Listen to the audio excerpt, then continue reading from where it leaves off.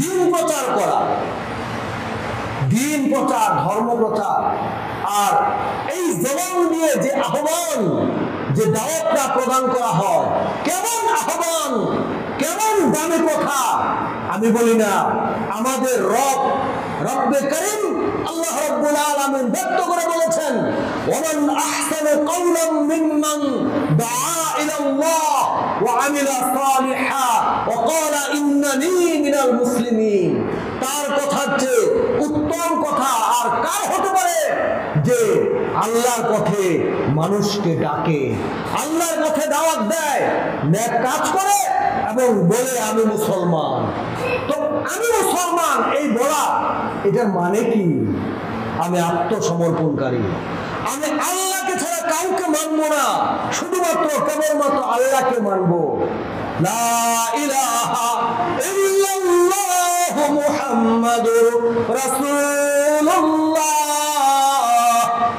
আল্লাহ ছাড়া কোনো মাবুদ নাই, মুহাম্মদ সাল্লাল্লাহু আলাইহি ওয়াসাল্লাম আল্লাহর বান্দা ও রাসূল, সর্বশেষ নবী, আল্লাহর প্রেরিত পুরুষ। এই কথাটার মানে কি?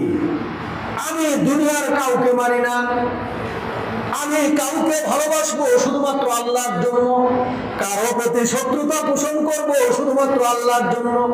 আল্লাহ সন্তুষ্ট হন সেই কাজে আমি অগ্রসর হব না। দুনিয়ার সমস্ত মানুষ অসন্তুষ্ট হোক, আপত্তি নাই, যদি আল্লাহ ওই কাজে সন্তুষ্ট থাকেন সেই কাজে আমি অগ্রসর হব। আল্লাহর সন্তুষ্টির জন্য সব করব, কারোর কাছে মাথা নত করব না, কারোর কাছে ধর্ণা দিব না, কারোর কাছে আশ্রয় চাইব না। একমাত্র শুধুমাত্র সাহায্য সহযোগিতা যা চাওয়ার কেবলমাত্র আল্লাহর কাছে চাইব। এটাই হলো কালেমা তৈয়্যিবার হাকিকত। এটা তো আমরা বুঝি না।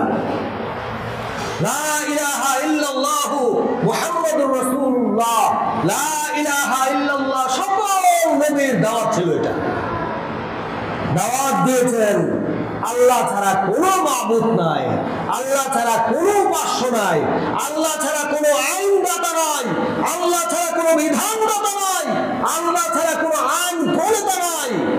এই দাওয়াত সকল নবী দিয়েছেন, সকল নবীদের কাজ।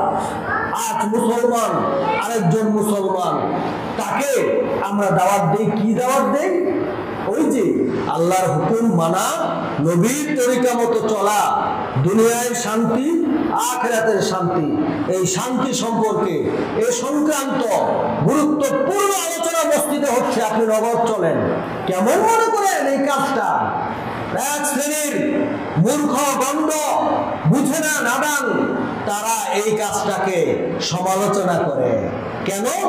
তারা অবৈধ দুর্নীতির কাজে সয়লাভ। আমি যদি দুর্নীতির বিরুদ্ধে বলি, যারা দুর্নীতি করে তারা অপছন্দ করবে না, এটাই স্বাভাবিক। আমি যদি জুলুমের বিরুদ্ধে কথা বলি, যারা জালেম তাদের ভিতরে তীরের মতো বিদ্ধ হবে, হৃদয় ছিদ্র হয়ে যাবে, এটাই স্বাভাবিক।